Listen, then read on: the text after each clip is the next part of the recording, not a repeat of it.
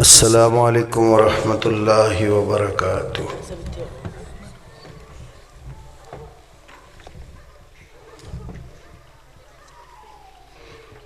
ان الحمد للہ نحمده ونستعینه ونستغفره ونعوذ باللہ من شرور انفسنا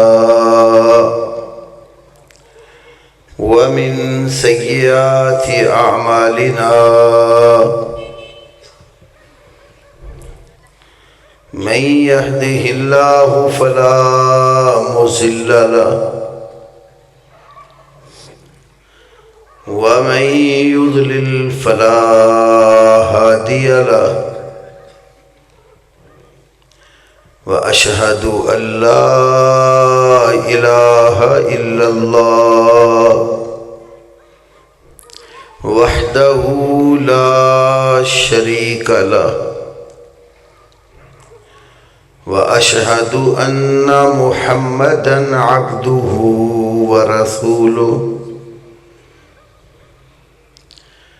أما بعد فأعوذ بالله السميع العليم من الشيطان الرجيم من همزه ونفخه ونفثه بسم الله الرحمن الرحيم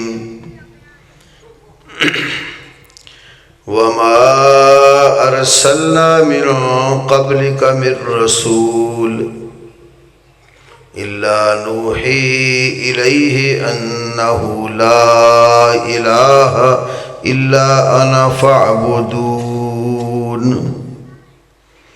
وقال الله تبارك وتعالى في مقام آخر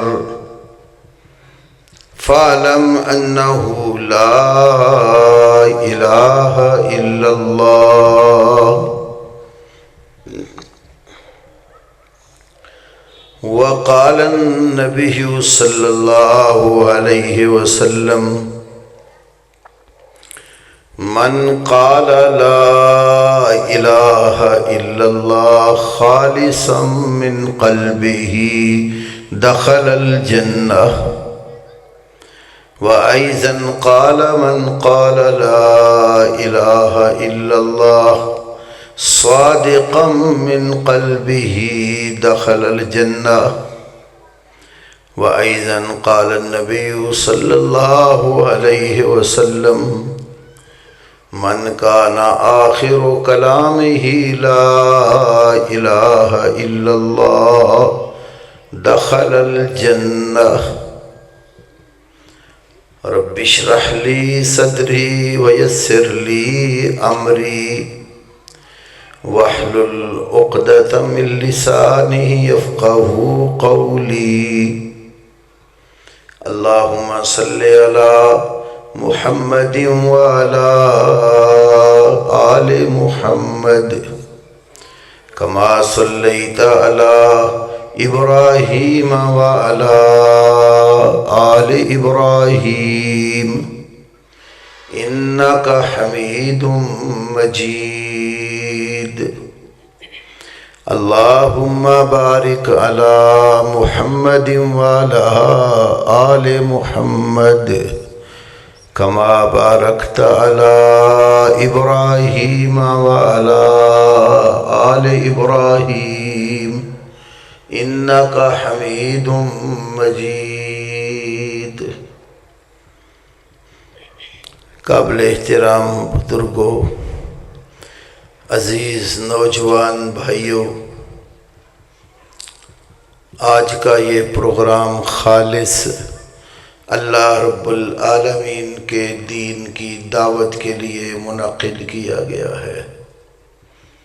انشاءاللہ تعالی جتنی دیر ہم بیٹھیں گے تو کوشش کریں گے کہ اللہ تبارک و تعالی اور نبی کریم صلی اللہ علیہ وسلم کی باتیں بیان کریں۔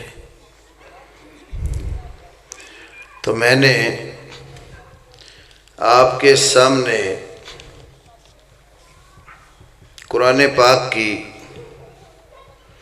سورۃ الانبیاء کی ایک آیت اور سورہ محمد کی ایک آیت آپ کے سامنے ذکر کی، اور مختصر سی 3 رسول پاک صلی اللہ علیہ وسلم کی احادیث ذکر کی ہیں۔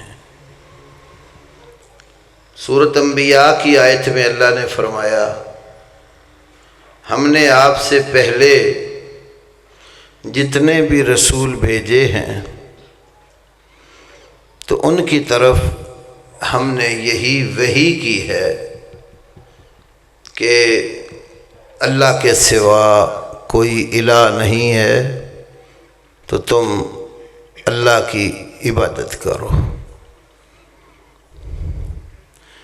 اور سورہ محمد میں یہ بات ارشاد فرمائی ہے کہ لا الہ الا اللہ کو جان لیجئے،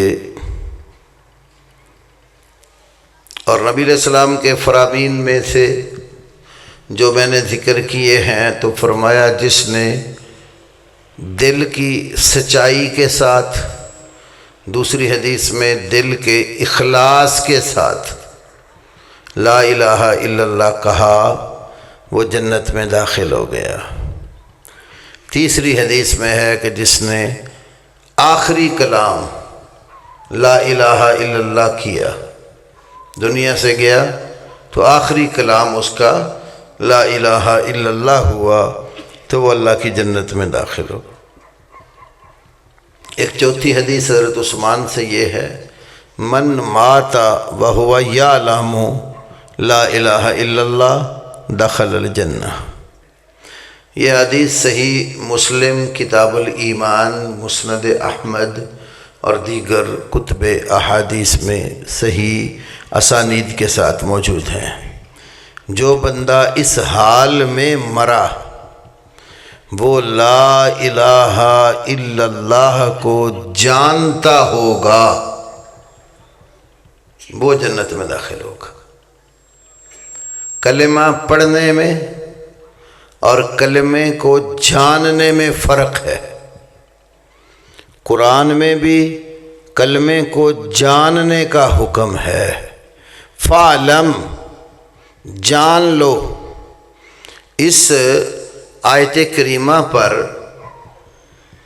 حدیث کی کتابوں میں سے جس کتاب کو اہل السنہ اہل الحدیث کے ہاں سب سے زیادہ ویلیو دی جاتی ہے، وہ امیر المومنین فی الحدیث امام محمد بن اسماعیل بن ابراہیم البخاری الجعفی کی کتاب صحیح البخاری ہے۔ صحیح بخاری میں دوسری کتاب کا نام ہے کتاب الایمان۔ امام بخاری کتاب الایمان کے اندر اس حدیث پر جو باب باندھتے ہیں وہ ہے العلم قبل القول والعمل۔ العلم قبل القول والعمل، بات کہنے سے پہلے اور عمل کرنے سے پہلے اس بات یا اس عمل کا علم ہونا ضروری ہے۔ اگر علم نہیں ہوگا تو بات درست کیسے کہے گا یا عمل کیسے کرے گا؟ یوں سمجھ لیں کہ آپ نے وضو کرنا ہے نماز پڑھنے کے لیے، تو اگر آپ کو وضو کا پتہ ہی نہیں کہ وضو کرنا کیسے ہے، علم ہی نہیں وضو کے طریقے کا، تو آپ کس طرح وضو کریں گے؟ تو وضو کرنے سے پہلے آپ کا سیکھنا ضروری ہے کہ وضو اس طریقے سے کیا جاتا ہے۔ تو ایسے ہی کلمہ جو آپ پڑھتے ہیں تو اللہ کا حکم ہے، بھئی کلمہ پڑھنے سے پہلے تمہیں سمجھ لینا چاہیے کہ جو کلمہ میں پڑھنے لگا ہوں اس کا معنی اور مطلب کیا ہے۔ اور حضرت عثمان کی جو حدیث میں نے آپ کے سامنے ذکر کی صحیح مسلم کتاب الایمان سے، اس میں بھی یہ ہے من ماتا وَهُوَ يَعْلَمُ لَا إِلَٰهَ إِلَّا اللَّهُ دَخَلَ الْجَنَّةَ، جو بندہ اس حالت میں مر گیا کہ وہ لا الہ الا اللہ کو جانتا ہوگا پھر جنت میں جائے گا۔ تو کلمے کو جاننا ضروری ہے تاکہ پتہ چلے کہ کلمہ طیبہ جو میں پڑھنے لگا ہوں اس کا معنی اور مطلب کیا ہے، یہ کلمہ مجھے کس کس چیز سے روکتا ہے اور کون سا حکم دیتا ہے کرنے کے لیے۔ تو ٹائم میرے پاس بہت شارٹ کٹ سا ہے، بھائی مجھے ٹائم بتا گیا ہے، تو میں کوشش کروں گا اس وقت کے اندر ہی آپ کو آج صرف کلمے کا مطلب سمجھاؤں۔ تو کلمہ کا پہلا حصہ اللہ پاک کی توحید پر ہے، دوسرا حصہ نبی پاک صلی اللہ علیہ وسلم کی رسالت پر ہے۔ توحید اور رسالت دونوں پر ایمان لانا ضروری ہے۔ خالی آپ توحید کرتے رہیں، نبی پاک کو نہ مانیں، آپ کی رسالت پر ایمان نہ لائیں، پھر بھی آپ کی نجات نہیں ہے۔ اور خالی نبی پاک صلی اللہ علیہ وسلم کے گن گاتے رہیں، اللہ کی توحید کو آپ صحیح طرح نہ مانتے ہوں تو پھر بھی آپ کامیاب نہیں ہیں۔ کامیابی کے لیے دونوں چیزیں ضروری ہیں، اللہ کی توحید پر ایمان بھی ضروری ہے، محمد کریم صلی اللہ علیہ وسلم کی نبوت اور رسالت پر ایمان بھی ضروری ہے۔ تو میرا عنوان اس کلمے کا پہلا حصہ ہے لا الہ الا اللہ۔ کتنے حرف لفظ ہیں اس میں؟ لا الہ الا اللہ، ٹوٹل کتنے لفظ ہیں؟ اب میرے ساتھ ساتھ رہو گے نا، تاکہ آپ بیدار بھی رہیں اور میں آپ کے ساتھ باتیں کرتا رہوں اور ہم ایک دوسرے کی سمجھ سکیں۔ تو کتنے لفظ ہیں؟ 4، لا الہ الا اور اللہ۔ اردو ترجمہ اس کا وہ کر رہا ہوں جو سارے جہاں سمجھتے ہیں کہ یہ ترجمہ اس کا ہے۔ ہر طبقے کا عالم وہ ترجمہ لکھتا ہے، مسلمانوں کے بچے کو وہ ترجمہ آتا ہوتا ہے۔ اللہ کے سوا کوئی عبادت کے لائق نہیں، اللہ سوا عبادت لائق نہیں، اللہ سوا عبادت اور لائق نہیں۔ اردو میں بھی کتنی باتیں ہیں اور عربی میں بھی 4۔ اچھا، اب اس سے ایک چیز تو ہمیں سمجھ آ جاتی ہے فی الفور، غور کریں تو وہ یہ ہے کہ اللہ اور سوا یہ دو الگ الگ وجود ہیں، ایک نہیں ہے۔ جو اللہ ہے وہ سوا نہیں ہے اور جو سوا ہے وہ اللہ نہیں ہے، یہ دو الگ الگ وجود ہیں۔ دونوں میں فرق کر لیں گے تو بات سمجھ آ جائے گی کہ میں نے عبادت کس کی کرنی ہے اور کس کی نہیں کرنی۔ اگر دونوں میں فرق نہ کیا، دونوں کو ایک ہی بنا ڈالا، تو پھر آپ کو یہ کیسے سمجھ آئے گی کہ میں نے عبادت کس کی کرنی ہے اور کس کی نہیں کرنی۔ تو عربی والے لفظ میں آخر میں لفظ اللہ ہے اور اس سے پہلے لفظ اللہ ہے۔ اللہ رب العالمین کا ذاتی نام ہے۔ اللہ کا ترجمہ اردو میں کیا جاتا ہے سوا یا علاوہ، عام طور پر سوا یہ استعمال ہوتا ہے۔ تو معلوم ہو گیا جو اللہ ہے وہ سوا نہیں ہے اور جو سوا ہے وہ اللہ نہیں ہے۔ دونوں میں فرق ہے، لیکن جنہوں نے دونوں میں فرق نہیں کیا ان کو کلمے کا کیا فائدہ ہوا؟ کچھ لوگ دین سے بھٹکے ہوئے ایسے بھی ہیں جو دونوں میں فرق ہی نہیں کرتے۔ ضلع شیخوپورہ میں قلعے والا ایک دربار ہے، وہاں سے ایک کتاب چھپی ہے، سے حرفی رموز معرفت، سے حرفی رموز معرفت۔ یہ معرفت کی باتیں بھی کچھ ہونی چاہیے نا، تو سے حرفی رموز معرفت میں لکھا ہے، دال دوستی رب دی لوڑ نہیں، دال دوستی رب دی لوڑ نہیں، قلعے والے دا پلڑا چھوڑ نہیں، قلعے والے دے گرد طواف کر لے، مکے جاونے دی کوئی لوڑ نہیں، اے قصور نگاہ دا نادانو، اے قصور نگاہ دا نادانو، رب ہور نہیں تے پیر ہور نہیں۔ سمجھو گے شعر کو؟ دال دوستی رب دی لوڑ نہیں، قلعے والے دا پلڑا چھوڑ نہیں۔ قلعے والے کا پلہ مضبوطی سے پکڑ لے، اسے نہیں چھوڑنا، اور اللہ کی دوستی کی ضرورت نہیں ہے۔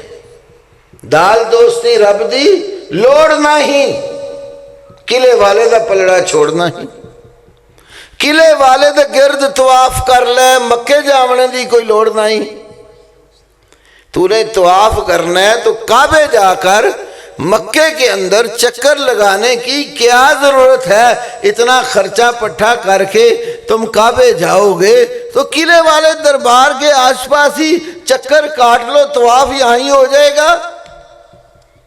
کیوں ہو جائے گا؟ ایک قصور نگاہ دا نادانو، رب ہور نہیں تے پیر ہور نہیں۔ جو سمجھتے ہیں کہ رب اور ہے پیر اور ہے، یہ اس کی نگاہ کا قصور ہے۔ تاں تے کہتے نا اے اکھ نہیں ویکھن والی، تے سی جڑیاں گلاں کرنے ہیں اے نے معرفت دیاں گلاں، تے تواڈی اکھ ویکھن والی نہیں۔ تو بھائی میرے ذرا تھوڑا جا غور کرو، اس شعر کہنے والے نے اللہ کو اور پیر کو ایک کر دیا ہے، دو الگ الگ نہیں کیے۔ اس لیے کہتے ہیں کعبے جا کر جو طواف کرنا ہے تو ادھر ہی کھا لو، جب دونوں ایک ہیں تو کعبے جانے کی کیا ضرورت ہے؟ اس کو کوئی لا الہ الا اللہ کی سمجھ آئی ہے؟ اور لا الہ الا اللہ تو فرق سکھا رہا ہے، اللہ کی ہستی اور ہے، مخلوق کی ہستی اور ہے۔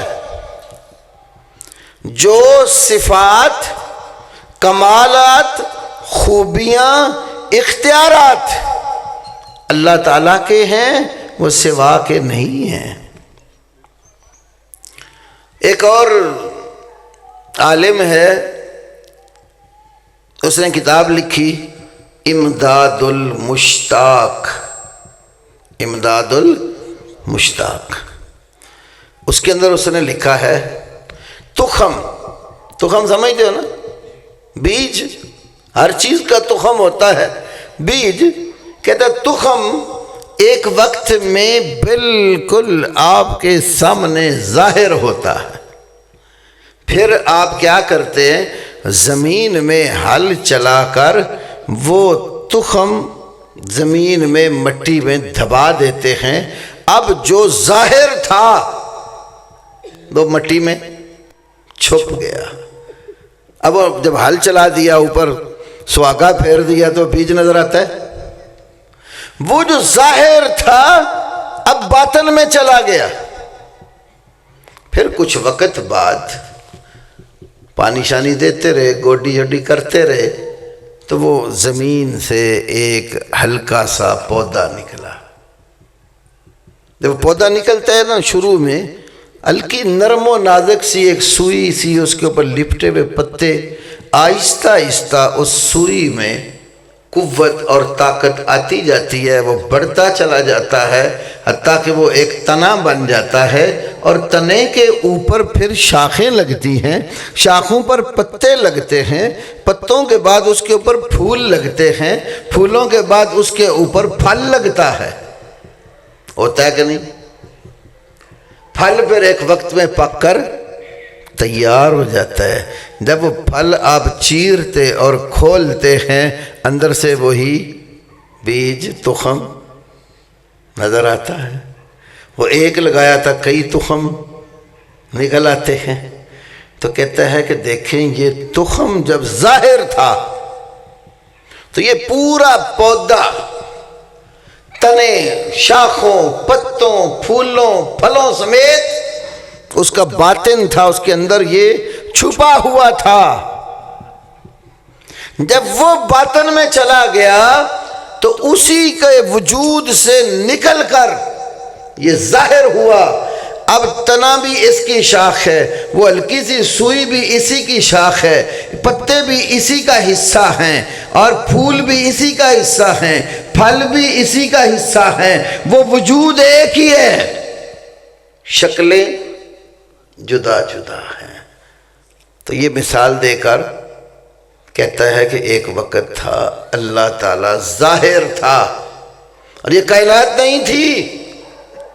उसने अपने आप को छुपा लिया, बातन में चला गया, और उसके अंदर से ये जितना ज़मीन, आसमान, सूरज, चाँद, सितारे, दरख्त, जिन्नात, मलाइका, इंसान, चरिंद, परिंद, ज़र्रा ज़र्रा, ये सारे ही उसी बातन से निकल कर एक ही वजूद की मुख्तलिफ शक्लें हैं। वो कहते हैं हर चीज़ अल्लाह ही अल्लाह है। तो इस मिसाल देने वाले ने कोई अल्लाह को समझा है? सारा कुछ ही अल्लाह से निकाल दिया है। पहली बात तो यह है, अल्लाह पाक की मिसाल बयान करने की इजाजत ही नहीं है। फला तज़रिबू लिल्लाहिल अमसाल, अल्लाह कहता है अल्लाह के लिए मिसालें न बयान करो। दूसरी आयत में फरमाया लईसा कमिस्लिही शैउन, अल्लाह की मिसल कोई चीज़ नहीं है।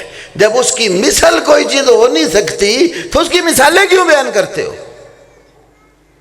और दूसरी बात यह है कि ये अगर सारी एक ही वजूद की मुख्तलिफ शक्लें हैं तो हर चीज़ अल्लाह ही अल्लाह है, तो हमने इबादत किसकी करनी है जब अल्लाह के सिवा कोई है ही नहीं है? ला मौजूद इल्लल्लाह का तसव्वुर बनाया हुआ है, अल्लाह के सिवा कोई मौजूद ही नहीं है। जब हर चीज़ ही अल्लाह की शक्ल, अल्लाह की सूरत है, तो फिर इबादत वाला तो कोई तसव्वुर ही नहीं है। तो जिन्होंने ऐसी बातें की हैं या करते हैं या लिखते हैं, ला इलाहा इल्लल्लाह की कुछ समझ नहीं उनको। मेरे भाइयों, अल्लाह बिल्कुल मखलूक से अलग थलग सिफात, कमालात और इख्तियारात की मालिक हस्ती है। हमारी आंखें, हमारी अकल, फिक्र, सोच उसका इहाता नहीं कर सकती। आप किताबों सुन्नत से बेशुमार मिसालें ले सकते हैं। मैं आपको एक दो मिसालें देता हूँ। नबी पाक सल्लल्लाहु अलैहि वसल्लम की एक बड़ी सही तरीन हदीस है, बुखारी में, मुस्लिम में, तफसीर तबरी में, तफसीर इब्न कसीर में, और जितनी बड़ी बड़ी तफसीरें हैं उन सब में ये हदीस आई है। 28वां पारा है और इस पारे की पहली सूरत है, और मैं पहली ही आयत करीमा आपके सामने तिलावत करने लगा हूँ। अल्लाह मालिकुल मुल्क ने 28ویں پارے کے شروع میں ارشاد فرمایا ہے، قد سمع اللہ قول التی تجادلک فی زوجہا وتشتکی الی اللہ واللہ یسمع تحاورکما ان اللہ سمیع بصیر۔ تو اللہ تعالیٰ فرماتا ہے قد سمع اللہ، یقیناً اللہ تعالیٰ نے سن لیا ہے،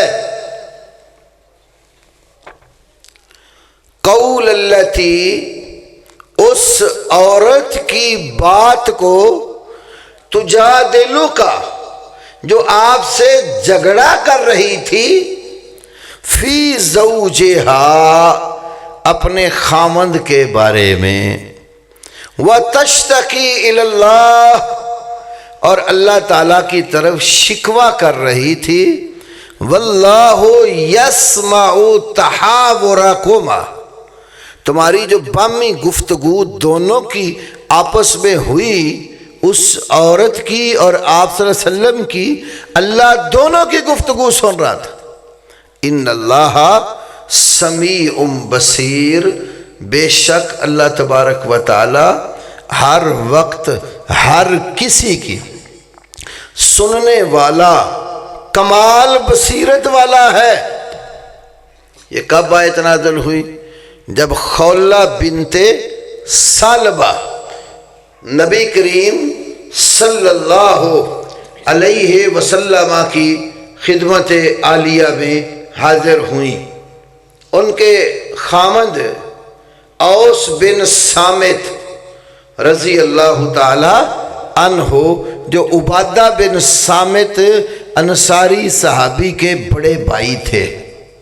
عبادہ بن صامت رضی اللہ عنہ ان 12 سرداروں میں سے ایک تھے جنہوں نے نبی صلی اللہ علیہ وسلم کے ساتھ ہجرت سے پہلے ایک گھاٹی کے پاس ملاقات کی تھی اور آپ کو مدینہ آنے کے لیے دعوت دی اور یقین دہانی کروائی کہ ہم آپ کے ساتھ ہوں گے۔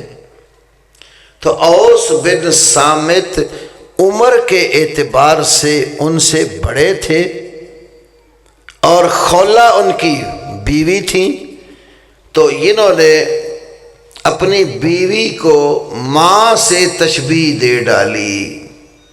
جیسے آج کل لڑائی ہوتی ہے میاں بیوی میں، تو آدمی غصے میں آ کر بیوی کو ماں کہہ دیتا ہے، اس کو شرعی طور پر کہتے ہیں زہار۔ عربی میں کہتے تھے انت علیہ کظہر امی، تو میرے اوپر اسی طرح حرام ہے جیسے میری ماں کی پشت ہے۔ جیسے میں اپنی ماں کی پشت پہ سوار نہیں ہو سکتا تو تیرے اوپر بھی سوار نہیں ہو سکتا، میری ماں جیسے حرام ہے میرے اوپر تو بھی حرام ہے۔ تو اس کو زہار کہتے تھے۔ اور جب جاہلیت کے دور میں کوئی آدمی بیوی سے زہار کر لیتا تھا تو پھر دونوں کی جدائی سمجھی جاتی تھی، تو پریشان ہو گئی، بچے بھی چھوٹے چھوٹے تھے۔ اب اگر جدائی ہو جاتی ہے، بچے ماں کے پاس رہتے ہیں تو کفالت کرنے والا کوئی نہیں، باپ کے پاس جاتے ہیں، باپ بوڑھا ہے، وہ ان کو سنبھال نہیں سکتا، تربیت نہیں کر سکتا، تو پریشان ہو کر نبی کریم صلی اللہ علیہ وسلم کے پاس تشریف لائیں۔ آپ صلی اللہ علیہ وسلم اس دن سیدہ عائشہ صدیقہ طیبہ طاہرہ رضی اللہ تعالی عنہا کے حجرہ مبارکہ میں تشریف فرما تھے۔ سیدہ عائشہ تمام مومنوں کی کیا لگتی ہیں؟ بول رہے ہیں ماں لگتی ہے نا۔ آپ سب ماں تسلیم کرتے ہیں نا؟ کچھ وہ بھی ہے نا جو ماں نہیں مانتے، اور ضمناً بات آئی میں اس لیے کہنے لگا ہوں۔ کتابوں میں الحجہ، یہی جو میں نے ابھی کھولی اس میں عرض کروں گا، الحجہ فی بیان المحجہ، یہ عقیدے کی کتاب ہے۔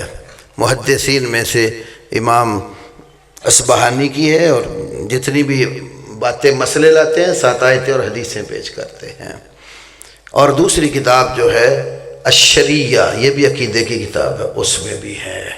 تیسری کتاب عقیدے کی شرح اصول الاعتقاد یا اصول اعتقاد اہل سنہ والجماعہ، امام ہبۃ اللہ تبری کی ہے۔ کسی بندے نے امی عائشہ کو گالی دی، برا بھلا کہا، جیسے آج کل بعض منہ پھٹ جو ہے نا ایسی باتیں کرتے ہیں، دل بھی کالے، شکلیں بھی کالی اور اندر سے بغض نکلتا ہے، تو اس نے گالی دے دی۔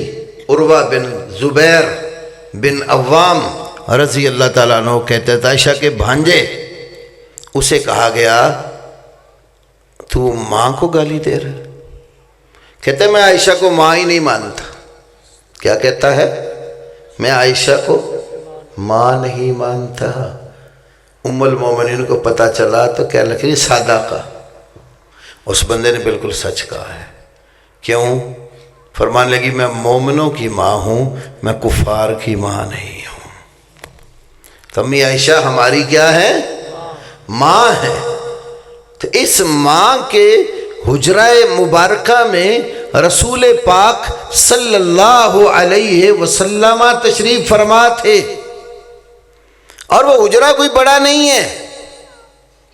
جن کو اللہ پاک نے مدینہ شریف جانے کی توفیق عطا فرمائی ہے، ضرور انہوں نے نبی پاک صلی اللہ علیہ وسلم کے اس گھر کی جہاں آپ راحت فرما ہیں زیارت کی ہوگی۔ آپ صلی اللہ علیہ وسلم کی قبر مبارک پہلے آتی ہے، جب باب السلام سے زیارت کے لیے داخل ہوتے ہیں، آگے جو پیتل کی جالی لگی ہے اس کے آگے ایک بڑا سا گول دائرہ ہے، وہ گول دائرہ نبی پاک صلی اللہ علیہ وسلم کا جہاں رخ انور ہے اس کے سامنے ہے۔ تھوڑا سا آپ آگے بڑھتے ہیں، چھوٹا گول دائرہ ہے، وہاں صدیق اکبر رضی اللہ تعالی عنہ کی قبر مبارک ہے، اور وہ دائرہ شو کرتا ہے کہ یہاں چہرہ ابو بکر صدیق کا ہے۔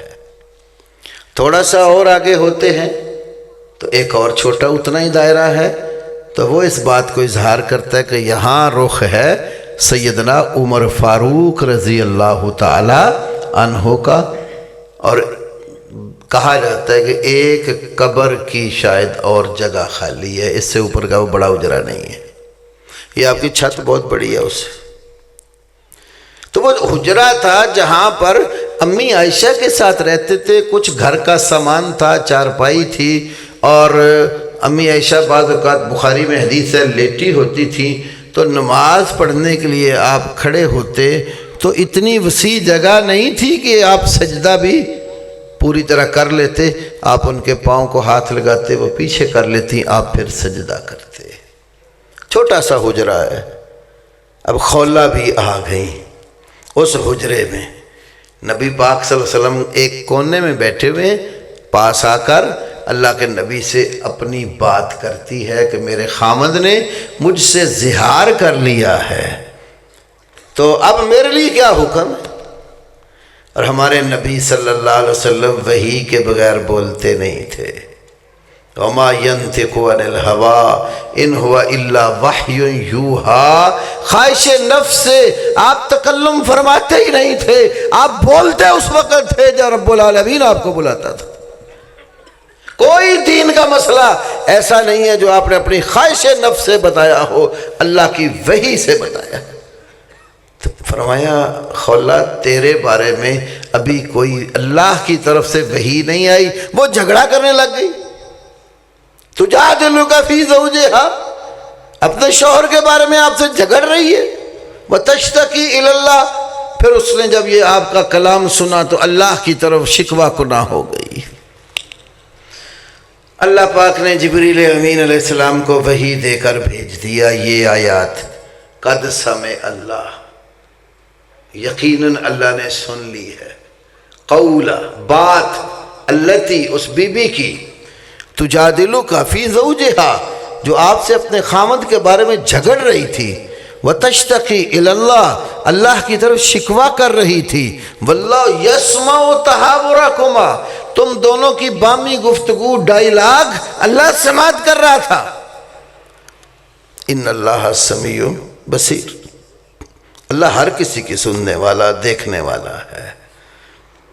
تو یہ جب معاملہ ہوا نا تو امی عائشہ کیا فرماتی، یہ میرے پاس کتاب ہے عقیدے کی الحجہ فی بیان المحجہ، یہ بڑی معتبر عقیدے کی کتاب ہے، اور یہ پورا نام الحجہ فی بیان المحجہ وشرح عقیدت اہل سنہ، امام ابو القاسم اسماعیل بن محمد الاصبہانی 535 ہجری میں فوت ہوئے، جلد اول ہے، اور اس کے صفحہ نمبر 176 177 اور 178 پر یہ آیت کریمہ اور اس کی تفسیر موجود ہے۔ اب وہ گھر کے ایک کونے میں اللہ کے نبی سے بات کر رہی ہے تو امی عائشہ کیا فرماتی ہیں، کہتی ہیں الحمدللہ الذی وسع سمعہ الاصوات لقد جاءت المجادلۃ الی رسول اللہ صلی اللہ علیہ وسلم تکلمہ فی جانب البیت ما اسمع ما تقول، کہتی ہیں اللہ تعالیٰ کی تعریف ہے جس کی قوت سماعت تمام آوازوں کو محیط ہے، وہ جھگڑا کرنے والی اللہ کے نبی کے پاس آئی، گھر کے کونے میں آپ سے بات کر رہی تھی، ما اسمع ما تقولو، وہ گھر کے اندر جو باتیں نبی پاک سے کر رہی تھی میں نے نہیں سنی۔ فانزل اللہ عز وجل قد سمع اللہ قول التی، تو اللہ عزت و جلال والے نے یہ آیتیں نازل کر دی۔ اب آپ دیکھیں امی عائشہ کو اللہ نے کان دیے ہوئے تھے کہ نہیں، تمام مومنوں کی ماں ہیں کہ نہیں، ساری دنیا میں جتنے اولیاء کرام ہیں رحمت اللہ علیہم اجمعین، جتنے رسول پاک کے صحابہ کرام تھے رضی اللہ تعالی عنہم اجمعین، وہ سارے نیک ایمان والوں کی ماں تھیں، ہیں، قیامت تک رہیں گی، آخرت میں بھی ہوں گی، کیونکہ حضرت رسول کریم کا فرمان ہے کہ عائشہ دنیا اور آخرت میں میری بیوی ہے۔ تو زندہ تھیں، گھر میں موجود تھیں، فوت نہیں ہوئی تھیں، اللہ پاک نے سننے کے لیے کان دیے ہوئے تھے، لیکن انسان کی صفت یہ ہے کہ اس کی قوت سماعت ایک حجرے میں بھی اتنی نہیں ہے کہ بی بی ایک کونے میں نبی پاک سے باتیں کرے اور وہ سنے، اور اللہ جو عرش پر مستوی ہے اس اللہ نے ہر کسی کی سن رکھی ہے، ہر کسی کی سنتا ہے۔ اور یہ صفت دیکھیں قرآن کی آیت کریمہ، اس ایک آیت میں اللہ رب العالمین نے 3 لفظ استعمال کیے، سمع، یسمع، سمیع، ایک صفت بتانے کے لیے 3 لفظ استعمال کیے۔ سمع کا لفظ گزرے ہوئے زمانے میں بات سننے پر دلالت کرتا ہے، یسمع کا لفظ موجودہ زمانے میں اور آنے والے دور میں بات سننے پر دلالت کرتا ہے، اور سمیع کا لفظ ہر وقت ہر کسی کی بات کو سننے پر دلیل ہے۔ اللہ نے اس میں بتایا میں رب وہ ہوں جو پہلی دنیا کے بھی سنا کرتا تھا، اب بھی سنتا ہوں، آنے والے دور میں بھی میں سنوں گا، اس لیے کہ میری قوت سماعت کامل اکمل ہے، نقائص سے پاک اور مبرہ ہے۔ اور اللہ کے جتنے بندے نیک اولیاء کرامی کیوں نہ ہو، امہات المومنین کیوں نہ ہو، قوت سماعت تو میں نے سننے کو دی ہے، لیکن ایک خاص حد سے تجاوز نہیں کرتی آگے۔ تو مخلوق کے اوصاف خالق جیسے نہیں ہے۔ یہ میں نے ایک مثال دی ہے، ٹائم بھی ہو رہا ہے، بھائی بھی آ کر بیٹھ گئے ہیں، تو بہرحال یاد رکھو جو اللہ کے اوصاف ہیں وہ مخلوق کے نہیں ہیں، جو اس کے اختیارات ہیں وہ مخلوق کے نہیں ہے۔ تو تمام صفات اور اختیارات میں تنہا اکیلا ہے۔ قل هو اللہ احد اللہ الصمد لم یلد ولم یولد ولم یکن لہ کفوا احد، کہہ دیجئے وہ اللہ ایک ہے، اللہ الصمد، وہ ایک ہے، ذات میں بھی ایک ہے، صفات میں بھی اکیلا ہے، عبادات میں بھی اکیلا ہے، اختیارات میں بھی اکیلا ہے۔ اللہ الصمد، اللہ کسی کا محتاج نہیں ہے، وہ حاجت مند نہیں ہے، حاجات پوری کرنے والا ہے۔ صمد کس کو کہتے ہیں؟ کوئی عربی زبان کی معتبر ڈکشنری نکال لو، یا امام تبری سے لے کر ابن کثیر تک جتنی معتبر تفاسیر ہیں اٹھا کے دیکھ لیجئے، صمد کے کئی معنی کیے ہیں۔ ایک معنی یہ ہے الذی یصمد الیہ فی الحوائج، جب حاجات اور ضروریات لاحق ہوں تو جو ہستی حاجتیں پوری کرتی ہے اور مخلوق حاجت پوری کروانے کے لیے اس کی طرف رجوع کرتے ہیں، اس کو صمد کہتے ہیں۔ تو اللہ جب صمد ہے تو حاجت وہ پوری کرتا ہے، اس کے سوا صمد کوئی نہیں ہے، اس لیے حاجت روا بھی اس کے سوا کوئی نہیں ہے۔ اللہ الصمد۔ دوسرا صمد کا معنی الذی لا جوف لہ، جس کا پیٹ نہیں ہوتا اس کو بھی صمد کہتے ہیں، اس لیے جس کو پیٹ لگا ہوتا ہے اس کو حاجت لائق ہوتی ہے۔ جتنے پیٹ والی چیزیں ہیں کائنات میں، جاندار چیزیں پیٹ لگے ہوئے ہیں، وہ ان کو بھوک لگتی ہے، پیاس لگتی ہے، وہ خوراک کی محتاج ہوتی ہیں۔ تو صمد اس کو کہتے ہیں جس کو پیٹ نہیں ہے، اس کی کوئی حاجت نہیں ہوتی، وہ حاجات سے پاک اور مبرہ ہے۔ ایک حاجات سے پاک اور مبرہ ہے، دوسرا حاجت مند ہے، ضرورت والا ہے، دونوں کو کیسے ایک کر دیا؟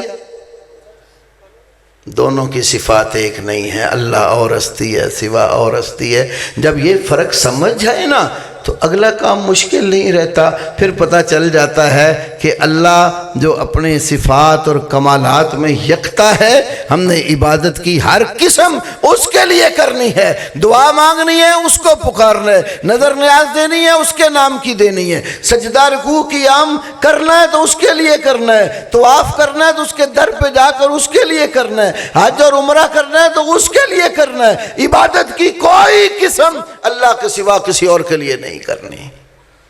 تو کلمے کو سمجھنے کی حاجت اور ضرورت ہے۔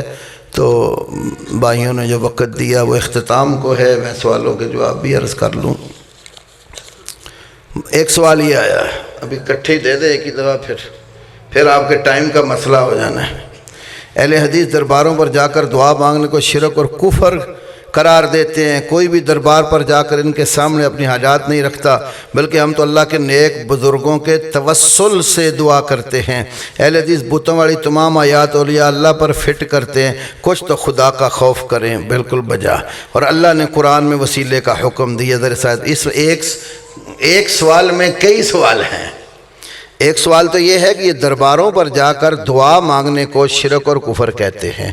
دربار کے اوپر جا کر مانگنے کی مختلف صورتیں ہیں۔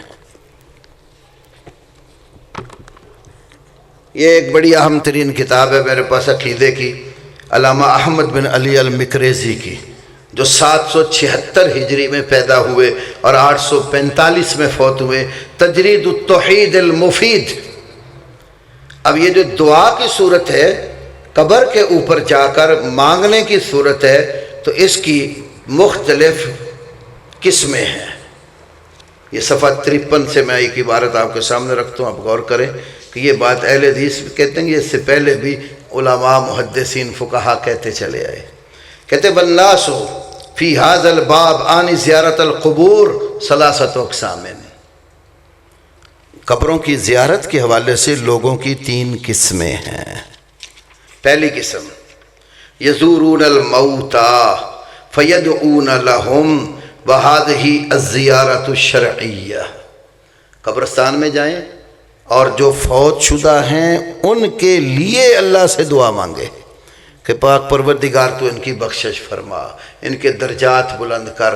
جیسے آپ جنازہ پڑھتے ہیں، جنازے میں دعا مانگتے ہیں، دفناتے ہیں دعا مانگتے ہیں، آپ دفنا کر صحابہ کو کہتے تھے، ابو داؤد کی حدیث ہے کہ یہ جو تمہارا بھائی اب قبر میں رکھ دیا گیا ہے نا، تو اللہ پاک سے اس کے لیے بخشش کی دعا مانگو، فَإِنَّهُ الْآنِ يُسْأَلْ، اس لیے کا بس سے سوال ہوں گے۔ تو یہ شرعی زیارت ہے۔ وَقَوْمٌ يَزُورُونَهُمْ، اور ایک قوم ایسی ہے جو قبروں کی زیارت کرتی ہے، يَدْعُونَ بِهِمْ، ان کے وسیلے سے مانگتے ہیں۔ وَهَؤُلَاءِ هُمُ الْمُشْرِكُونَ، کہتے ہیں یہ ہیں مشرک، شرک کرنے والے.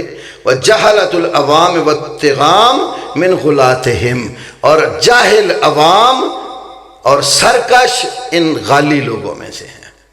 تیسری قسم قوم یزورونہم فیدعونہم انفسہم وقد قال نبی صلی اللہ علیہ وسلم اللہم لا تجعل قبری وثنا یعبد وہؤلاء ھم المشرکون فی الربوبیہ. تیسری وہ قسم ہے جو قبروں والوں کی زیارت کرتے ہیں اور ان کو بذات خود پکارتے ہیں. قبر والے کو پکارتے ہیں، پکار کر اس کے مدد مانگتے ہیں. اور بہت سارے ایسے ہیں، یا شیخ عبد القادر جیلانی شیئا للہ کا وظیفہ پڑھتے ہیں. یہ کیا ہے؟ اے عبد القادر جیلانی اللہ کے لیے ہمیں کچھ دے. تو مانگ نہیں رہے اس سے، اور صرف یہ مانگنے کی شکل آج ہی نہیں ہے. امام ابن الجوزی رحمت اللہ علیہ بڑے عظیم محدث گزرے ہیں، 510 ہجری میں پیدا ہوئے. یہ ان کی کتاب ہے میرے پاس، تذکرۃ للبصائر فی معرفۃ الکبائر. پہلا بڑا کبیرہ گناہ الشرک باللہ عز وجل. یہ کبائر میں سے پہلا سب سے بڑا کبیرہ گناہ شرک کی تعریف کرتے ہیں. الشرک هو ان تجعل للہ ندا، اللہ کے لیے کوئی شریک، سہیم، ساجی اور پارٹنر بنا لو. او تعبد معہ غیرہ، یا اللہ کے ساتھ اس کے علاوہ کی بھی عبادت کرے.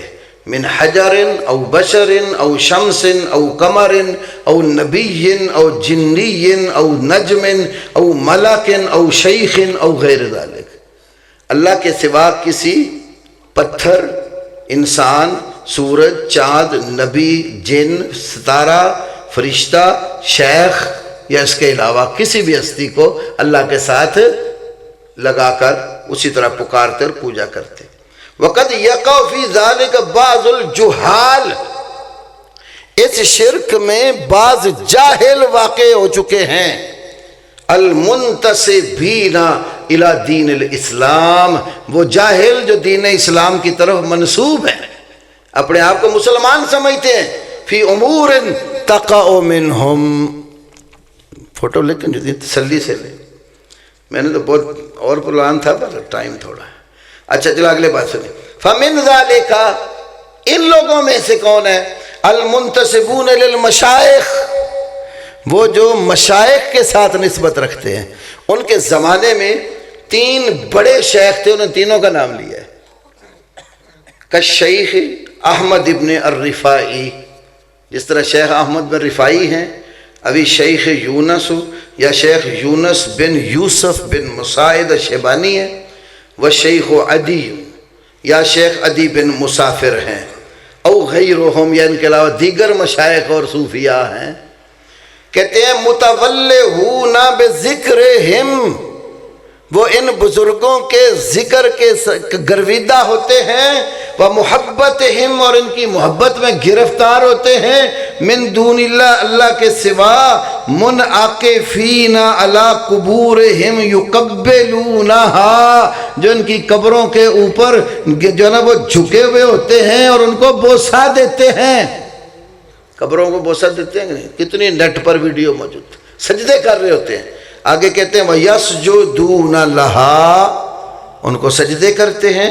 وَيَسْتَغِيثُونَ بِهِمْ، اور ان سے استغاثہ اور فریاد رسی کرتے ہیں. غوث اعظم کا کیا معنی ہے؟ اگر اللہ کے سوا پکارتے نہیں ان کو تو غوث اعظم کا معنی سب سے بڑا فریاد رس. تو اللہ کی مخلوق میں سب سے بڑا فریاد رس تو شیخ عبد القادر جیلانی کو بنایا. تو امام ابن الجوزی کہتے ہیں وَيَسْتَغِيثُونَ بِهِمْ، اور ان سے استغاثہ کرتے ہیں. وَيَطْلُبُونَ مِنْهُمُ الْمَغْفِرَةَ وَقَضَاءَ الْحَوَائِجِ، ان سے بخشش بھی مانگتے ہیں اور حاجات کے پورا کرنے کا تقاضا بھی کرتے ہیں. آپ دیکھیں یہ ڈرائیور بھائی ہیں نا ہمارے جو روڈوں پہ گاڑیاں چلاتے ہیں، کئی ڈرائیوروں کے فرنٹ سکرین پر لکھا ہوگا ناد علی. ناد علی کیا معنی ہے ناد علی کا؟ ناد، تو پکار کس کو؟ علی علی کو رضی اللہ تعالی عنہ. پورا شعر یہ ہے. یہ تو تھوڑا سا لکھا ہوتا ہے نا، بعد میں پورا شعر لکھا ہوتا ہے. نادے علی مظہر العجائب تجد عون لک فی المصائب کل ہم و غم سینجلی بنبوتک یا محمد و بولایتک یا علی یا علی یا علی. وہ کہتے ہیں حضرت علی کو پکار لو، وہ اللہ تعالیٰ کی قدرتوں کے ظہور کی جگہ ہے. تجد ہو عونا لک فی المصائب، مصیبتوں میں علی کو مددگار پاؤ گے اپنے سامنے. کل ہم و غم سینجلی، ہر دکھ تکلیف ضرور دور ہو جاتے ہیں. بنبوتک یا محمد و بولایتک یا علی یا علی یا علی. کہتے ہیں کہ آپ اے محمد صلی اللہ علیہ وسلم آپ کی نبوت کے ساتھ، اور اے علی 3 بار علی کا نام لیا، اے علی تیری وجہ سے یہ ہمارے دکھ دور ہوتے ہیں. دوسرا شعر وہ کہتے ہیں، کئی دفعہ اذان سے پہلے بھی آواز آتی ہے، لی خمسۃ اطفی بہا حر الوباء الحاتمہ المصطفیٰ والمرتضی وابناہما والفاطمہ. وہ کہتا ہے میرے تو 5 تن ہیں. لی خمسۃ، میرے کتنے؟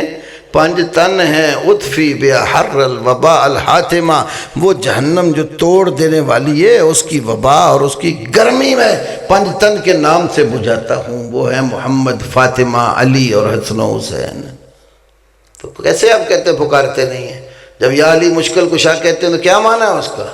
اے علی تم ہماری مشکل حل کرو. علی مشکل حل کرنے والے ہیں. تو غور کیجئے، آگے یہ کہتے ہیں وَهَذَا اصل عبادت الاوثان، بت پرستی کی اصل جڑ بھی یہی ہے. وَهَذَا نَوْعٌ مِّنَ الْإِشْرَاكِ بِاللَّهِ، یہ اللہ کے ساتھ شرک کرنے کی ایک قسم ہے. فَإِنَّ اللَّاتَ وَالْعُزَّى الَّتِي كَانَ يَعْبُدُهَا الْمُشْرِكُونَ، بے شک لات عزا مشرکین جن کی عبادت کرتے تھے نا، تو عبداللہ ابن عباس، امام مجاہد بن جبر اور امام ابو صالح، وہ سارے کہتے ہیں یہ جو تھا نا وہ لات کانا رجلا صالحا یلت السویق للحاج، وہ ایک نیک ولی اللہ تھا، اللہ کا بندہ تھا. حاجیوں کے لیے ستو کھول کھول کے ان کو پلاتا تھا. وہ لات کو پوجتے تھے، تو بت تو ان کا بنا کے رکھا ہوا تھا، تو وہ ایک اللہ کا ولی تھا. تو اولیاء کے بت بنائے ہوئے تھے. بت ایک مجسمہ اور صورت آگے رکھی ہوئی تھی، پکارتے تو وہ سستی کو تھے جس کا بنایا ہوا تھا. تو بہرحال اس سلسلے میں بہت سارے علامہ سیوطی کی کتاب بھی یہاں میرے پاس یہ پڑھی ہے جو نا الامر بالاتباع، اس میں بھی اس طرح کے بہت سارے والا جاتے. تو ایک بات تو یہ جو کہا کہ درباروں پر جا کر دعا مانگنے کو، میں نے بتایا کہ میت کے لیے دعا مانگتے ہیں وہ جائز ہے، اس کا کوئی اہل حدیث منکر نہیں ہے. قبروں کی زیارت کرنی چاہیے، قبرستان جانا چاہیے، اہل قبور کی بخشش کی دعا مانگنی چاہیے. رسول اللہ صلی اللہ علیہ وسلم نے فرمایا کہ نہیتکم عن زیارت القبور فزوروها فانها تذکر الاخرہ، میں نے تمہیں قبروں کی زیارت سے منع کیا تھا، زیارت کیا کرو، یہ آخرت یاد دلاتی ہے. تو آخرت کی یاد دلانے کے لیے قبرستان جاؤ اور دیکھو، اس قبر کو دیکھ کر تمہیں آخرت یاد ہے. آج یہ میرا بزرگ فوت ہو کے یہاں آ گئے، کل میں نے بھی آنا ہے، ادھر ہی آنا ہے، تو اس لیے میں اللہ کے لیے اچھے اعمال کر لوں، یہ تو بالکل جائز ہے. لیکن قبر والے کو پکار کر اس سے مدد مانگیں، یا کہیں کہ یا اللہ اس کی وجہ سے، اس کے وسیلے سے دے، یہ دونوں صورتیں ان دونوں کتابوں میں لکھی ہیں کہ یہ شرک ہے. پھر کہتے ہیں بزرگوں کے توسل سے اللہ سے مانگتے ہیں. اگر ایک یہ صورت ہے کہ اللہ سے یہ کہنا کہ یا اللہ فلاں بزرگ کے وسیلے سے تو میری مشکل حل کر. ایک یہ ہے بزرگ کو کہنا کہ میں تیرے در پہ آیا ہوں، تو اللہ سے کہہ کہ وہ میری مشکل حل کرے. تو ڈائریکٹ اللہ کو نہیں کہتا، وہ ولی کو اس طرح وسیلہ بناتا ہے. یہ وسیلے کی جو صورت ہے، مکے کے مشرک بھی یہی کرتے تھے. وہ کہتے ہؤلاء شفاعنا عند اللہ، ہم تو ما نعبدهم الا لیقربونا الی اللہ زلفیٰ، یہ تو ہمارے اللہ کے ہاں سفارشی ہے. اور یہ کوئی آج کی بات نہیں ہے. ایک بہت بڑے حنفی عالم جن کی تفسیر روح المعانی ہے، علامہ سید محمود آلوسی، ان کی تفسیر روح المعانی سورہ زمر کے اندر تفسیر میں انہوں نے ایک واقعہ لکھا، ذرا آپ غور کریں کہ یہ آج کی بات نہیں، پرانے دور میں بھی کچھ لوگ ایسے کام کرتے تھے۔ وہ کہتے ہیں کہ ایک شخص تھا، وہ کیا کہہ رہا تھا، کہتے ہیں قد قلت یوما للرجل، خود اپنا واقعہ لکھتے علامہ آلوسی، ہیں بھی حنفی بزرگ، تفسیر روح المعانی، یہ 11 صفحہ ہے، یہ سورۃ جہاں زمر کی تفسیر ہے اس کا۔ قد قلت یوما لرجل، ایک دن میں نے ایک آدمی سے کہا، یستغیث فی شدۃ ببعض الاموات، وہ اپنی کسی شدت اور سختی میں بعض فوت شدگان کو سے استغاثہ کر رہا تھا، مرے ہوئے بزرگوں کو پکار رہا تھا، ان سے فریاد رسی کر رہا تھا۔ وَيُنَادِي، اور وہ ندا دے رہا تھا، کیا کہہ رہا تھا، یا فلان اغثنی، یا فلان اغثنی۔ آپ نے بھی دیکھا ہوگا کئی گاڑیوں پر پیچھے لکھا ہوتا ہے اغثنی یا رسول اللہ صلی اللہ علیہ وسلم، اغثنی یا علی، اغثنی یا شیخ عبد القادر، کہ اے اللہ کے بندو میری فریاد پوری کرو۔ تو وہ کہہ رہا تھا اغثنی یا فلان، اے فلان اللہ کے ولی میری فریاد پوری کر۔ قلت لہو، علامہ آلوسی حنفی رحمہ اللہ کہتے ہیں میں نے اس کو کہا، قل یا اللہ، یا سیدی فلان نہ کہہ، قل یا اللہ، یا اللہ کہہ۔ فقد قال سبحانہ، دلیل ساتھ دی، یقیناً اللہ سبحانہ وتعالی نے فرمایا ہے، وَإِذَا سَأَلَكَ عِبَادِي أَنِّي فَإِنِّي قَرِيبٌ أُجِيبُ دَعْوَةَ الدَّاعِ إِذَا دَعَانِ۔ اللہ نے کہا ہے جب آپ سے میرے بندے میرے بارے میں پوچھیں تو بتاؤ انی قریبٌ، بلا شبہ میں قریب ہوں، اجیب دعوت الداعی اذا دعان، مجھے جب بھی پکارنے والا پکارتا ہے میں اس کی دعا قبول کرتا ہوں۔ تب علامہ آلوسی ہیں بھی حنفی عالم، اب یا سیدی فلان اغثنی کہنے والے کو کیا کہا، تو یا اللہ کہہ، یا اللہ، پھر قرآن پڑھ کر سنایا۔ تو علامہ فرماتے ہیں فغاضبہ، وہ بندہ غصے میں آ گیا، فغاضبہ۔ آج ہم بھی جب ایسی بات کرتے ہیں تو ہمارے بھائی ناراض ہو جاتے ہیں، غصہ کرتے ہیں، کہتے ہیں دیکھیں جی انہوں نے ہمارے تو بزرگوں کی توہین کر دی۔ فغضب وبلغنی انہ قال، کہتے ہیں مجھے یہ بات پہنچی، وہ کہہ رہا تھا فلان منکر علی الاولیاء، کہ فلانا بندہ وہ ولیوں کا کیا ہے، منکر ہے۔ تو آج بھی یہی نہیں کہتے، اگر بتایا جائے بھئی اللہ تعالیٰ کے سوا کسی کو نہ پکارو تو کیا کہتے ہیں، یہ تو ولیاں دے منکر نے، مندے ہی نہیں، گستاخ نے۔ تو علامہ آلوسی فرما رہے ہیں جو ایک بہت بڑے حنفی عالم بغداد کے مفتی تھے اپنے دور کے، تو کہتے ہیں میں نے ایک بندے کو سمجھایا بھئی اللہ کے سوا کسی کو فریاد کے لیے نہ پکار، یا اللہ کے، قرآن میں اللہ یہ فرما رہا ہے۔ تو اس کو غصہ چڑھ گیا، تو میرے بارے میں لوگوں کو کہتا پھرتا تھا یہ تو ولیوں کا منکر ہے۔ اس میں ایک اور بات لکھی ہے، حدیث بتوں والی تمام آیات اولیاء اللہ پر فٹ کرتے ہیں، استغفر اللہ، قطعاً بتوں والی کوئی آیت کسی ولی پر فٹ نہیں کرتے۔ ہم یہ کہتے ہیں کہ من دون اللہ میں ما سوا اللہ میں بت بھی آتے ہیں، بتوں کے لیے بھی یہ لفظ آیا ہے، یہ لفظ اللہ کے ولیوں کے لیے بھی آیا ہے، یہ لفظ اللہ کے نبیوں کے لیے بھی آیا ہے۔ من دون اللہ قرآن کی ایک اصطلاح ہے، آپ ذرا اس اصطلاح پر غور کر لیں۔ من دون اللہ کا آخر معنی کیا ہے؟ دون عربی زبان میں کم مرتبے والے کو کہا جاتا ہے۔ مثال کے طور پہ ایک بھائی یہاں بیٹھا ہے، ایک وہ بھائی نیچے بیٹھا ہے، اب بتانا ہو کہ یہ بندہ جو ہے اس بندے سے مرتبے میں نیچے ہے، تو اب کوئی عربی ڈکشنری نکالیں، اس میں لکھا ہوگا ہوا دونہ، ہوا دونہ، وہ مرتبے میں اس سے نیچے ہے. تو من دون اللہ کا کیا معنی بنا؟ جو اللہ سے نیچے ہے. اللہ سے نہ کوئی برابر ہے، نہ کوئی اوپر ہے، نہ کوئی اللہ سے اوپر ہے، نہ کوئی اللہ کے لم یکن لہ کفوا احد. کوئی بھی اللہ کے کفو کا، جوڑ کا، برابر کا ہم سر ہم پلہ قطر نہیں ہے. تو اونچا کیسے ہوگا؟ اللہ اکبر. سب سے بڑی ہستی اللہ کی ہے. اللہ کے نہ کوئی برابر کا، نہ کوئی اس سے اونچا ہے، تو سارے ہی اس سے نیچے ہیں. لیکن ہر ایک کا اپنا مقام ہے. دیکھو نا، میں بھی اللہ کے سوا ہوں، آپ بھی اللہ کے سوا ہیں، یہ میرے بزرگ بیٹھے یہ بھی اللہ کے سوا ہے. ہمارا آپس میں مرتبہ مختلف ہے. کتنے ایسے بزرگ بھائی ہوں گے جو ہم سے مرتبے میں اونچے ہوں گے، یا کتنے ایسے طالب علم ہوں گے جو ہم سے مرتبے میں چھوٹے ہوں گے. ہمارے آپس میں مراتب مختلف ہیں، لیکن ہم میں سے کوئی بھی نہ اللہ کے برابر کا نہ اللہ سے اونچا ہے. تو غور کریں نا، جو اللہ نے نبیوں کو مقام دیا ہے وہ مقام کائنات میں اور کسی کا نہیں ہے.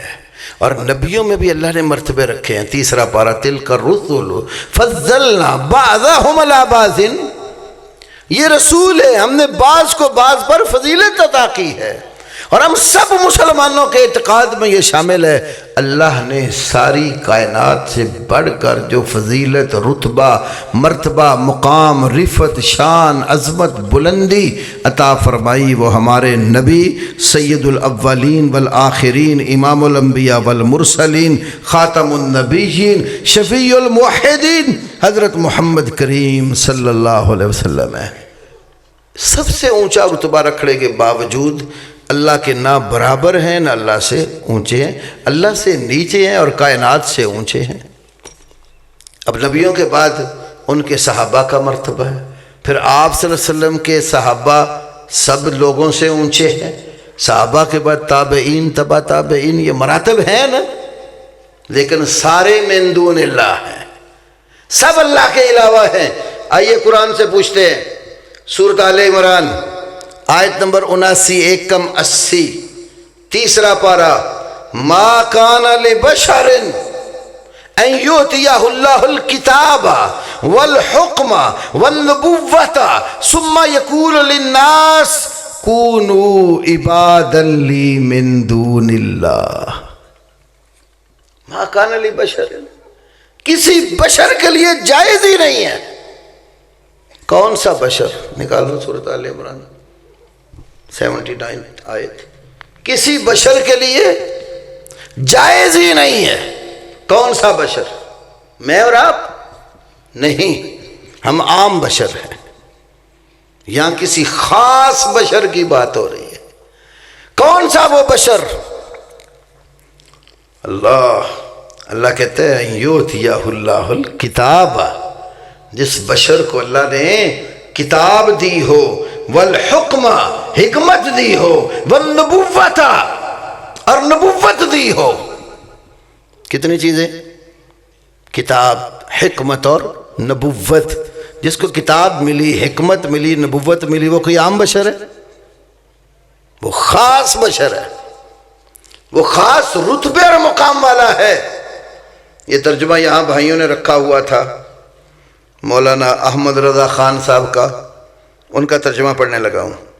لکھا ہے، کسی آدمی کا یہ حق نہیں کہ اللہ اسے کتاب اور حکم و پیغمبری دے، کتاب و حکم و پیغمبری دے، پھر وہ لوگوں سے کہے اللہ کو چھوڑ کر میرے بندے بن جاؤ.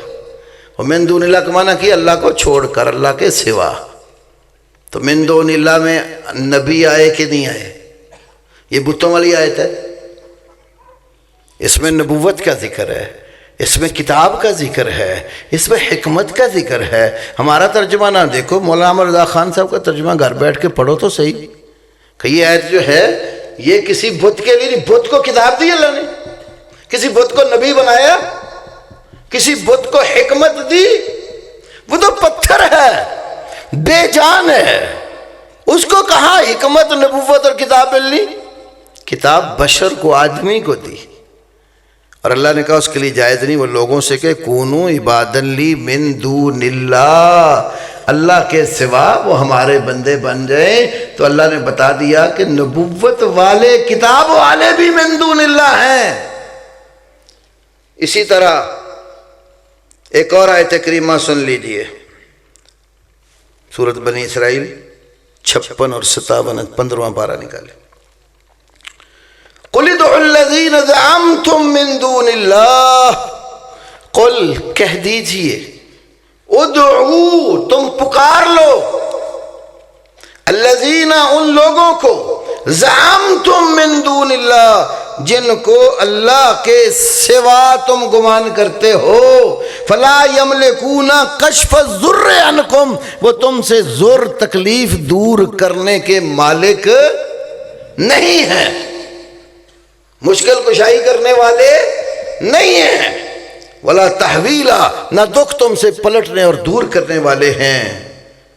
اگلی آیت وسیلے والے بھی آگے، وہ سوال میں اس آیا نا، اولئک الذین یدعون، اور جن کو پکار رہے ہو مشکل کشا سمجھ کے کہ ہماری مشکل حل کریں، یہ تو خود اللہ کو پکارتے ہیں، اور یبتغون الی ربہم الوسیلہ، وہ تو خود اپنے رب کی طرف وسیلہ ڈھونڈتے ہیں، ایہم اقرب ویرجون رحمتہ، کون زیادہ نزدیک ہے اور اللہ کی رحمت کی امید رکھتے ہیں، وہ وسیلہ کیا ہے؟ کوئی تفسیر اٹھا کر دیکھو، انسان کے نیک اعمال وہ اس کے اللہ کے قریب ہونے کا ذریعہ اور وسیلہ ہوتے ہیں۔ اور نبی پاک صلی اللہ علیہ وسلم نے ایک وسیلہ بتایا جو اذان کے بعد دعا مانگ کر اللہ کے نبی کے لیے اللہ سے وسیلہ مانگا جاتا ہے، وہ وسیلہ جنت میں ایک مقام ہے جو اللہ ہمارے نبی محمد کریم صلی اللہ علیہ وسلم کو قیامت والے دن عطا کرے گا۔ تو اس آیت کریمہ میں آپ دیکھ لیں، یہ احمد رضا خان صاحب کا ترجمہ پڑھتا ہوں، تم فرماؤ پکارو انہیں، کیا ترجمہ کیے؟ اردو کا معنی پکارو، پکارو انہیں جن کو اللہ کے سوا گمان کرتے ہو، تو وہ اختیار نہیں رکھتے تم سے تکلیف دور کرنے اور نہ پھیر دینے کا۔ تکلیف دور کرنے کا اختیار ان کو، تکلیف ہٹانے اور پھیرنے کا اختیار ان کو۔ اب یہ کون لوگ تھے؟ اللہ آگے کہتے ہیں اولئک الذین، اب جو جن کو پکارتے ہیں نا، وہ خود قرآن بیان کر، ترجمہ دیکھیے، وہ مقبول بندے جنہیں یہ کافر پوچھتے ہیں، وہ آپ ہی اپنے رب کی طرف وسیلہ ڈھونڈتے ہیں۔ کافر مقبول بندوں کو پکارتے تھے، کن کو؟ مقبول بندوں کو۔ مقبول بندے کون ہوتے ہیں؟ اللہ کے ہاں جن کا کوئی مقام اور مرتبہ بن جاتا ہے، نیک بندے۔ تو کافر پھر بت پوچھ رہے ہیں کہ نیک بندوں کو پکار رہے ہیں، وہ کون تھے نیک بندے؟ یہ تو خالی ترجمہ بھائیوں نے رکھا ہے، اس کی حاشیے پر جو مولانا نعیم الدین مراد آبادی کی تفسیر ہے نا، اس کو اٹھا کر دیکھ لیں، اس میں لکھا ہوا ہے کہ وہ مسیح علیہ السلام، عزیر علیہ السلام اور فرشتے ہیں۔ مسیح علیہ السلام، عزیر علیہ السلام اور فرشتے ہیں۔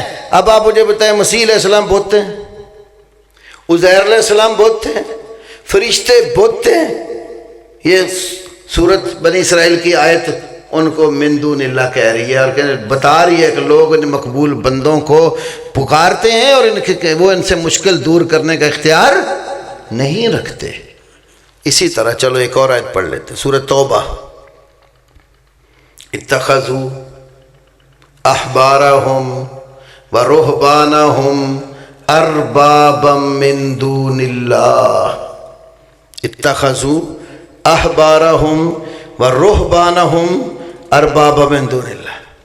مفتی منیب صاحب کو جانتے ہیں، اور جب چاند کا مسئلہ پھر تو سب کو ہی پتہ ہے، مفتی صاحب آ گئے ہیں، رویت حلال کمیٹی کے چیئرمین، وہ تو بریلوی مکتبہ فکر کے بہت بڑے عالم ہیں۔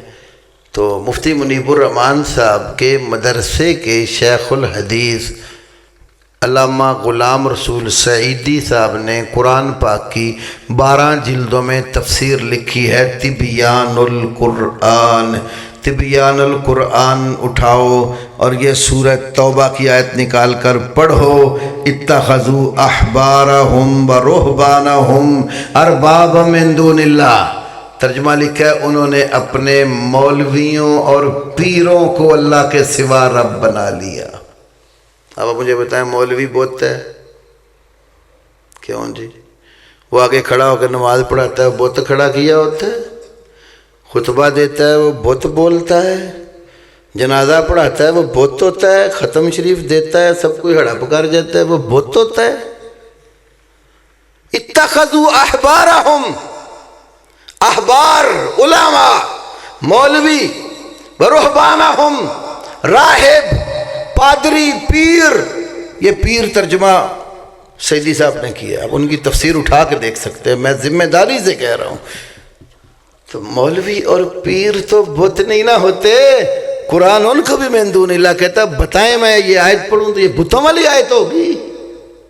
تو من دون اللہ میں مولوی بھی ہے، پیر بھی ہے، مسیح علیہ السلام بھی ہیں، عزیر علیہ السلام بھی ہیں، فرشتے بھی ہیں، ہر وہ پیغمبر بھی ہے جس کو اللہ نے نبوت، حکمت اور کتاب عطا کی، یہ سب من دون اللہ ہے، لیکن ان کے آپس میں مرتبے مختلف ہیں، لیکن کوئی بھی اللہ کے مقام پر اس کے برابر یا اس کی صفات کا حامل نہیں ہے، سب ما سوا اللہ ہے، اس لیے بتوں والی آیتیں نہیں ہیں، یہ ساری وہ آیتیں ہیں جو بتوں کے علاوہ ہیں۔ جو شخص صحابہ کرام میں سے کسی ایک صحابی پر طعن کرے، کیا شریعت اس پر حد لگانے کا حکم دیا؟ ایک ہوتی ہے حد، ایک ہے تعزیر۔ حد وہ مقرر سزا ہے جو شریعت نے کسی جرم کی طے کی ہے، تو حد ذکر نہیں ہوئی۔ ہاں تعزیر وہ سزا ہے جو حق میں وقت کا اختیار ہے، وہ مجرم کا جرم دیکھ کر اس جرم کے اوپر سزا کا تعین کرتا ہے، اور یہ اسلام میں ہے۔ اور جو شخص سیدنا ابو بکر صدیق، سیدنا عمر فاروق، سیدنا عثمان، سیدنا علی، امہات المؤمنین رضوان اللہ علیہم اجمعین کی مجموعی طور پر تکفیر کرتا ہے، وہ دائرہ اسلام سے خارج ہو کر مرتد ہو جاتا ہے، اور مرتد کی سزا واجب القتل ہے۔ صحیح بخاری میں کتاب و استتابت المرتدین میں نبی پاک صلی اللہ علیہ وسلم کے چچا کے بیٹے عبداللہ ابن عباس سے یہ حدیث موجود ہے کہ آپ صلی اللہ علیہ وسلم نے فرمایا من بدل دیناً فاقتلوہ، جو دین کو تبدیل کر دے اس کو قتل کر دو۔ تو صحابہ کرام تو دین کی اول اساس ہیں، اسی لیے امام یحییٰ بن معین رحمت اللہ علیہ نے فرمایا، لکھا اپنی کتاب میں جو تاریخ یحییٰ بن معین ہے، اور امام عباس الدوری نے امام یحییٰ بن معین سے اس کو نقل کیا ہے، کل من یشتم علی عثمان او طلحہ او احدا من اصحاب النبی صلی اللہ علیہ وسلم دجال لا یکتب عنہ فعلیہ لعنت اللہ والملائکۃ والناس اجمعین۔ ہر وہ شخص جو حضرت عثمان پر طعن و تشنیع کرے، حضرت طلحہ پر طعن و تشنیع کرے، یا صحابہ میں سے کسی ایک صحابی پر بھی طعن کرے، وہ دجال ہے، اس سے کوئی روایت نہ لکھی جائے، اس پر اللہ کی، فرشتوں کی اور سب انسانوں کی لعنت ہے، کیونکہ اللہ کے نبی نے اور اللہ نے صحابہ کے لیے بخشش کی دعا مانگنے کا حکم دیا ہے۔ سیدنا عبداللہ ابن عباس فرماتے ہیں، امام ابن تیمیہ نے منہاج السنہ میں، الصارم المسلول میں، امام بہقی نے شعب الایمان میں، کتاب ان کی الاعتقاد میں، اور دیگر کئی کتابوں میں یہ آتا ہے۔ عبداللہ ابن عباس فرماتے ہیں لا تسبوا اصحاب محمد صلی اللہ علیہ وسلم قد امرنا اللہ بالاستغفار لهم وهو يعلم انهم سيقتتلون۔ بڑی کمال کی بات کہی ہے، کہتے ہیں نبی پاک کے صحابہ کو برا نہ کہو، اللہ پاک نے ہمیں صحابہ کے لیے دعا مانگنے کا حکم دیا ہے، اور حالانکہ اللہ کو پتہ تھا کہ وہ آپس میں لڑیں گے. لڑائی ہوئی نا، لوگ پھیلاتے ہیں اس کو، جمل ہوئی، صفین ہوئی، تو کہتے ہیں وہ جو علی کے مقابلے میں تھے یعوذ باللہ، ان سب کو وہ اور ہی لفظوں سے یاد کرتے. تو عبداللہ ابن عباس فرماتے ہیں اللہ پاک نے ان کے لیے دعا مانگنے کا ہمیں کہا ہے قرآن میں، تو آپ بتائیں اللہ کو تو پتہ نہیں تھا کہ وہ جانتا ہے سب کچھ؟ وہ جانتا ہے نا. یا تو یہ شیعہ حضرات کی طرح عقیدہ بنا لو نا، اتنی دیر تک اللہ کو پتہ نہیں لگتا جب تک کوئی کام واقع نہیں ہو جاتا. بدعہ جس کو وہ کہتے ہیں. ہمارا ایمان ہے کوئی کام واقع نہیں بھی ہوا تب بھی اللہ کو پتہ ہے کہ یہ ہونا ہے.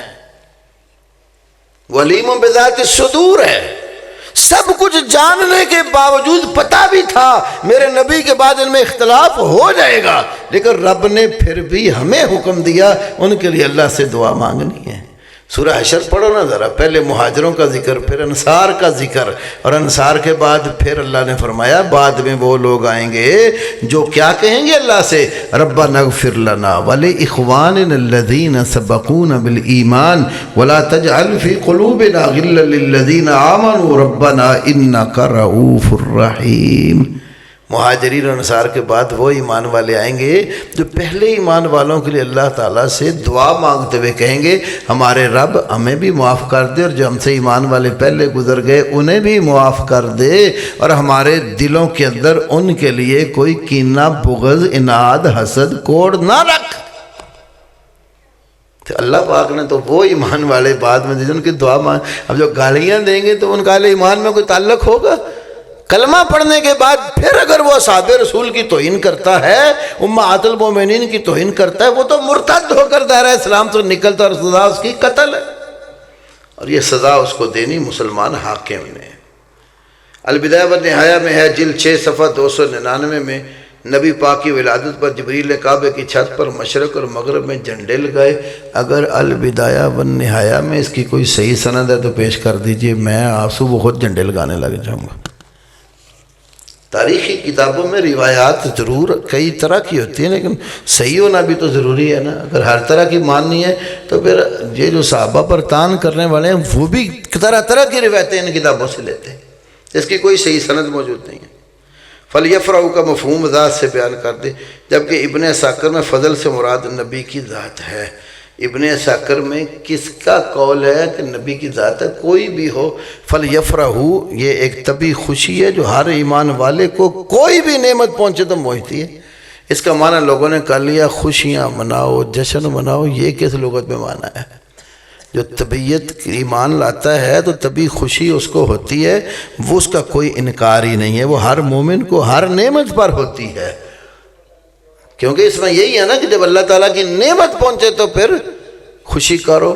اب کیا نعمت، ہر چیز ہی نعمت ہے اللہ کی دی ہوئی. ان تعدوا نعمت اللہ لا تحصوها. اگر اللہ کی نعمتوں کو شمار کرنا چاہو تو شمار ہی نہیں کر سکو گے. کتنے روز جشن کرو گے؟ تمہیں تو فرصت ہی نہیں ملے گی، کچھ نہ کھانے کی، نہ پینے کی، نہ نماز پڑھنے کی. پھر خوشی ہر وقت منانی، جشن ہر ٹائم جشن میں لگے رہو، کیونکہ ہر نعمت اللہ تعالیٰ کی اتنی نعمتیں ہیں قرآن کہہ رہے تم گن ہی نہیں سکتے. تو نعمت پر پھر جشن ہے. تو پھر آپ کو اللہ نے 360 جوڑ دیے ہیں آپ کے وجود میں. نبی پاک کا فرمان ہے کہ بندے کے جسم میں 360 جوڑ، ہر جوڑ پر صدقہ لازم ہے. ایک ایک جوڑ اللہ کی نعمت ہے. ایک ایک بال جو آپ کے جسم پر اگتا ہے اللہ کی نعمت ہے. اللہ پاک نے اس کے ذریعے جلد کے اندر جو حساس چیزیں رکھی ہیں نا، اور یہ جسم کے اوپر ایک ایک ذرہ ہے، بال چھوٹے چھوٹے بھی ہیں، سب اللہ کی نعمت ہے. تو ہر نعمت پر جشن ہونا چاہیے. تو کتنے کے جشن مناؤ گے؟ کوئی دن خالی ہے؟ یہ معنی نہیں ہے اس کا. خوشی جب پہنچتی تھی نا تو اس کا طریقہ نبی پاک نے کیا اپنایا؟ آپ اللہ کے حضور عبادت کر کے خوش ہوتے تھے. اللہ نے آپ کو نعمت دی، آپ کو تمام نبیوں کا سردار بنایا، ختم نبوت کا تاج آپ کے سر پہ رکھا. آپ رات کو اٹھ کر تہجد پڑھتے تھے. امی عائشہ نے پوچھا یا رسول اللہ اتنی لمبی نماز پڑھتی آپ؟ آپ صلی اللہ علیہ وسلم کے پاؤں مبارک سوج جاتے تھے، ورم پڑ جاتا تھا. فرمایا عائشہ افلا اکون عبدا شکورا، کیا میں اللہ کا شکر گزار بندہ نہ بنوں؟ تو نعمت اللہ نے دی تو شکر کیسے کرتے تھے؟ عبادت کر کے جو عبادت کا طریقہ شریعت میں وہ اپنائیں آپ۔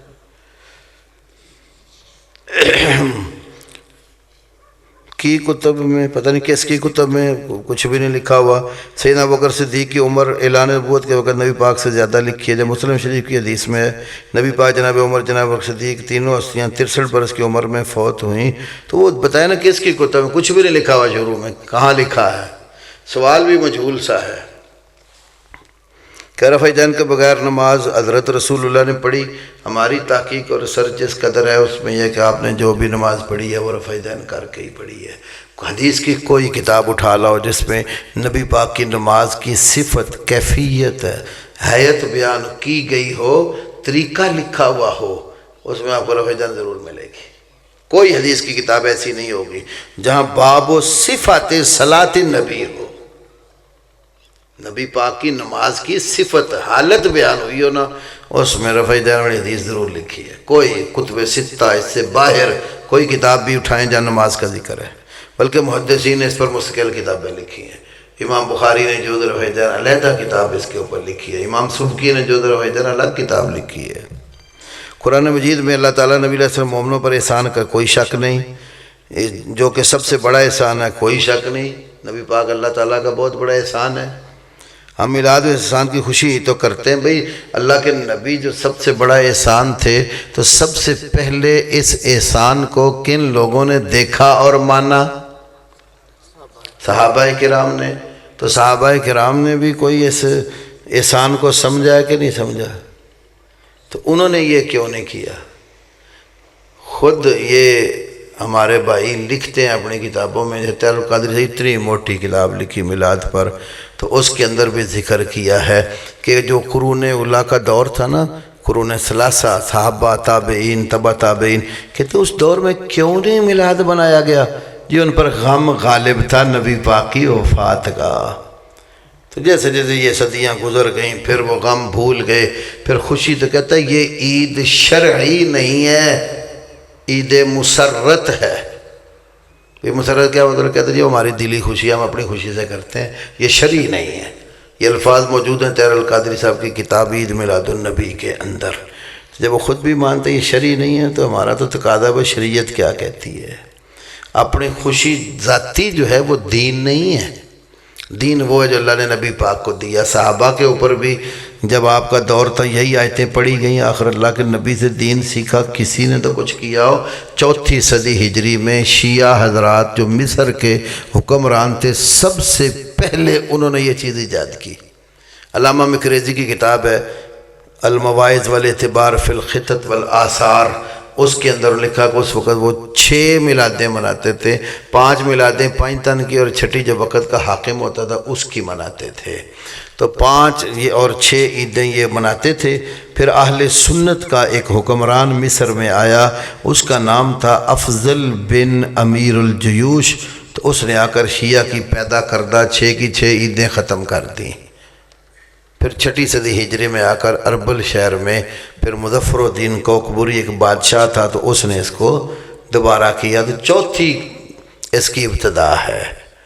تو اللہ کے نبی نے فرمایا کہ لا تسبوا اصحابی، اور ایک میں ہے اکرموا اصحابی فإنہم خیارکم ثم الذین یلونہم ثم الذین یلونہم، میرے صحابہ کی عزت کرو، پھر اس کے بعد وہ قریب آنے والے، پھر ان کے قریب صحابہ، تابعین اور تبع تابعین۔ یہ 3 صدی ہجری کا دور ہے، تو وہ دور تابعین کا بھی گزر چکا تھا جس وقت یہ مصر میں رافضیوں نے اس کو شروع کیا تھا۔ ماتم کرنا کیسا ہے؟ ماتم بالکل اسلام میں نہیں ہے۔ صحیح بخاری کی حدیث ہے، نبی پاک صلی اللہ علیہ وسلم سے عبداللہ ابن مسعود بیان کرتے ہیں، یہ بھی رکھ لیں۔ عبداللہ ابن مسعود بیان کرتے ہیں لیس منا من لطم الخدود وشق الجیوب ودعا بدعوى الجاہلیہ۔ آپ صلی اللہ علیہ وسلم نے فرمایا کہ وہ شخص ہم میں سے نہیں ہے، من لطم الخدود، جس نے رخسار پیٹے، وشق الجیوب، گریبان چاک کیا، ودعا بدعوى الجاہلیہ، اور جاہلیت کی طرح واں ویلا کیا۔ اور فقہ جعفریہ کی کتابوں میں سے علی بن ابراہیم قمی کی تفسیر قمی، یہ ان کے ہاں بڑی معتبر تفسیر ہے، کیونکہ علی بن ابراہیم قمی کا جو باپ تھا ابراہیم، وہ ان کے 11ویں امام حسن عسکری کا ساتھی تھا، تو ان کے ہاں سب سے مقدم تفسیروں میں سمجھی جاتی ہے۔ اور اصول کافی لکھنے والا جو محمد بن یعقوب الکلینی ہے، یہ کلینی کا استاد ہے۔ تو یہ جو سورۃ ممتحنہ کی آیت ہے جس میں اللہ نے فرمایا کہ یا ایھا النبی اذا جاءک المؤمنات یباینک الا تشرکن باللہ شیئا، یہ ادھر کا ہمارا نہیں ہے، اے نبی آپ وہ عورتیں ایمان والی جو آپ کے پاس آئیں تو اسے بیعت لینی ہے نا، تو بیعت میں میں ساری آیت چھوڑتا ہوں، ایک بات ہے کہ آپ کی معروف میں نافرمانی نہ کریں۔ تو علی بن ابراہیم قمی نے تفسیر قمی میں لکھا ہے کہ آپ سے پوچھا گیا کہ یہ معروف میں نافرمانی کیا ہے، تو آپ صلی اللہ علیہ وسلم نے فرمایا کہ تم اپنے گریبان چاک نہ کرو، چہروں پہ تھپڑ نہ مارو، اپنے بال نہ نوچو، اور کپڑے کالے نہ رنگو۔